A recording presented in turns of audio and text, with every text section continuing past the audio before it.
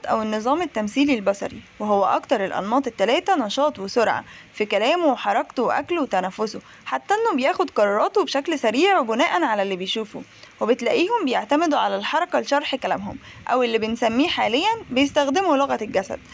وعلى الرغم من نشاطهم وحيويتهم إلا إنهم بيملوا بسرعة، وبما إنهم سريعين في اتخاذ قراراتهم فده بالتالي بيكون سبب في بعض الأحيان للمخاطرة، وبيقيسوا الأمور بمنظور عينهم فمش بيهتموا كتير بالمشاعر. فلو انت شخص بصري حاول تتأنى شوية في اتخاذ قراراتك، وخد وقتك في التفكير، وراعي مشاعر الآخرين وما تحكمش عليهم بسرعة، مع العلم إن الشخصية البصرية تتميز بروح القيادة وبتميل دايما للمنافسة والابتكار وتحقيق نتائج مجزية، فهم أشخاص عمليين جدا. وأما بقى لو كنت تعرف شخصية بصرية أو صادفك الموقف في إنك تتعامل مع نمط شخصية بصرية،